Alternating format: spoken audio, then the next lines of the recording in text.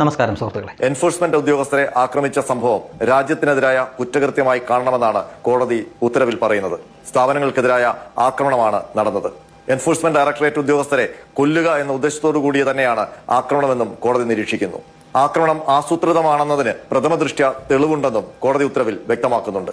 Enforcement director duty കഴിഞ്ഞ് പുറത്തേക്കിറങ്ങുമ്പോൾ ആക്രമിച്ച സംഭവം ജനങ്ങൾ മാധ്യമങ്ങളിലൂടെ കണ്ടതാണ്. സമൂഹത്തിൽ വലിയ ഞെട്ടലുണ്ടാക്കിയ സംഭവമാണ്.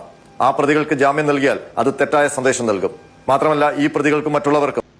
മുൻ മുഖ്യമന്ത്രിയായിരുന്ന പിണറായി വിജയൻ ഇപ്പോൾ നിലവിൽ താമസിക്കുന്ന വാടക വീട്ടിൽ അദ്ദേഹത്തിൻ്റെ മകൾ വീണ തൈക്കണ്ടി ഒരു കേസിൻ്റെ ഭാഗമായിട്ട് ED റെയ്ഡ് ചെയ്യാൻ വേണ്ടി വന്നപ്പോൾ ആ EDയെ ആക്രമിച്ച CPMകാർക്കെതിരെ ഏത് കോടതിയും, ഇന്ത്യയിലെ ഏത് കോടതിയും ഇങ്ങനെ തന്നെയായിരിക്കും നിലപാടെടുക്കുന്നത്, വിധി പറയുക എന്ന് സാമാന്യ ബോധമുള്ള എല്ലാവർക്കും അറിയാവുന്ന കാര്യമാണ്.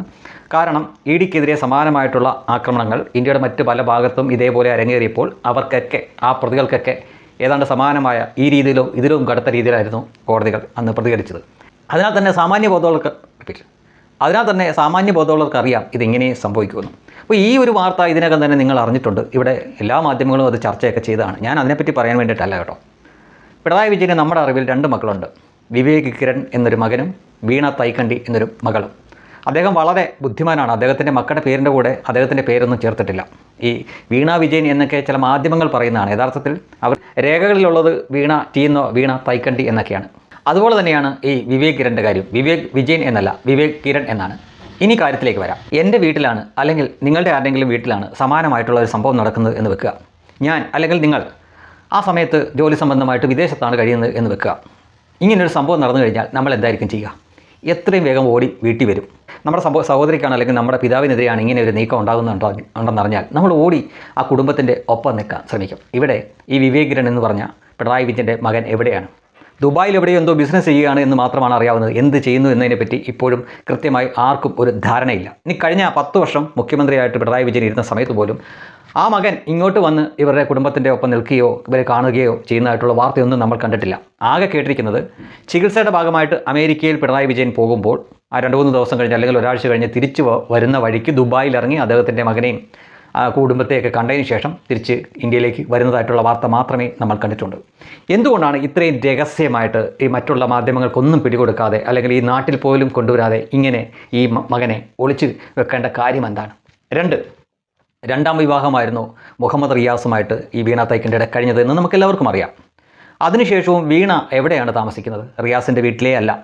പിണറായി വിജയൻ എവിടെയാണ് താമസിക്കുന്നത്? അവിടെയാണ് വീണ തൈക്കണ്ടിയുടെ ആദ്യത്തെ ഭർത്താവിലുള്ള മകനുമൊക്കെ താമസിക്കുന്നത്. ഇനി അയാൾ വിദേശത്ത് പോകുമ്പോഴും, അതായത് മുഖ്യമന്ത്രി എന്ന ആ ഒരു പ്രിവിലേജ് വെച്ചിട്ട്, ആ ഒരു ഇമ്മ്യൂണിറ്റിയിൽ അദ്ദേഹം വിദേശത്തൊക്കെ പോകുമ്പോൾ അദ്ദേഹത്തിൻ്റെ ഒപ്പം കൂട്ടാനും ശ്രമിച്ചിരുന്നു. അതായത് ഒരിക്കൽ പോലും വീണ തൈക്കണ്ടി എന്ന തൻ്റെ മകളെ താനില്ലാത്ത ഒരു അവസരം അല്ലെങ്കിൽ ഒരു അവസ്ഥയിലേക്ക് അദ്ദേഹം കൊണ്ടെത്തിച്ചിരുന്നില്ല. അത്രയും ഭയമായിരുന്നു. തൻ്റെ ചിറകിനടിയിൽ തന്നെ സംരക്ഷിച്ചു കൊണ്ടിരിക്കുകയായിരുന്നു.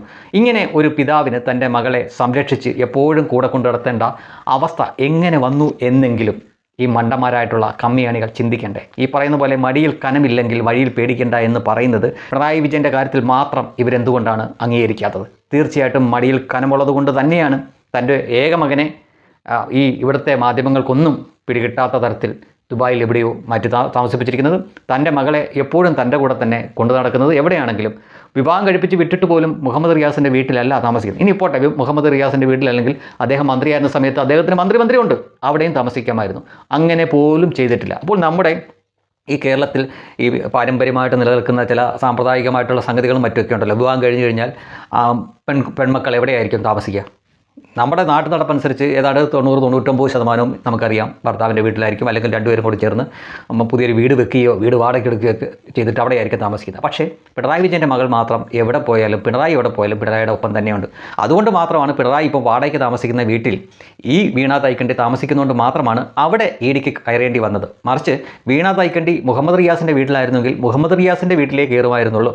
അപ്പോൾ ഈ ഒരു പേരും പറഞ്ഞുകൊണ്ട്, അതായത് പിണറായി വിജയൻ്റെ വീട്ടിലാണ് കയറി എന്ന് പറഞ്ഞുകൊണ്ടാണല്ലോ ഇത്രയും ഈ അണികളെ ഇളക്കി വിടുകയും ഈ അക്രമമൊക്കെ കാണിച്ചു വെക്കുകയും ചെയ്തത്. അപ്പോൾ അതിനുള്ള കൂലിയും ഈ അണികൾ തന്നെ വാങ്ങിക്കൂട്ടിക്കൊള്ളുക. ജയിലിൽ കിടന്ന് അവിടുത്തെ ഭക്ഷണം കഴിച്ച് അവിടുത്തെ കൊതുകടിയും കൊണ്ട് കഴിയുമ്പോഴെങ്കിലും നിങ്ങൾ ഓർക്കണം ആർക്ക് വേണ്ടി, എന്തിനു വേണ്ടിയായിരുന്നു. അതിനൊപ്പം തന്നെ ഞാൻ ചില ചോദ്യങ്ങൾ ചോദിച്ചിട്ടുണ്ട്. പിണറായി വിജയൻ്റെ 2 മക്കൾ, ആ 2 മക്കളെയും മാധ്യമങ്ങളുടെ മുന്നിൽ നിന്ന് ഒളിച്ചു വെച്ചുകൊണ്ട് രണ്ടുപേരെയും രണ്ടിടത്തായിട്ട് അദ്ദേഹം സംരക്ഷിക്കുന്നതിൻ്റെ കാരണം കൂടെ നിങ്ങൾ ഒന്ന് ചിന്തിച്ചു നോക്കുക. ഒപ്പം ഇത്രയും വലിയ പ്രശ്നം നടന്നിട്ടും ആ മകൻ ഇവിടെ നിന്ന് വരികയോ ഈ വിവരങ്ങളെപ്പറ്റി പ്രതിരോധിക്കാനുള്ള കാര്യങ്ങളെപ്പറ്റിയോ അല്ലെങ്കിൽ അതിൻ്റെ കേസ് നടത്തിപ്പിനെ പറ്റിയുള്ള കാര്യങ്ങളെപ്പറ്റിയോ ഒന്നും ഇടപെടുന്നില്ല. ഫോൺ വിളിച്ചൊക്കെ ചോദിക്കുമായിരിക്കും, നമുക്കറിയില്ല. പക്ഷേ ഒരു അത്യാവശ്യ ഘട്ടത്തിൽ, ഒരു ആപത്ത് ഘട്ടത്തിൽ തൻ്റെ സഹോദരിയുടെ കൂടെ നിൽക്കുന്ന, തൻ്റെ പിതാവിൻ്റെയും മാതാവിൻ്റെയും കൂടെ നിൽക്കുന്ന ഒരു മകനെയല്ല, അല്ലെങ്കിൽ ആ മകന് അതിന് പറ്റാത്ത തരത്തിൽ എന്തൊക്കെയോ വലിയ ദുരൂഹതകൾ അതിൻ്റെ പിന്നിലുണ്ട് എന്ന് തന്നെയാണ് നമ്മൾ മനസ്സിലാക്കേണ്ടത്.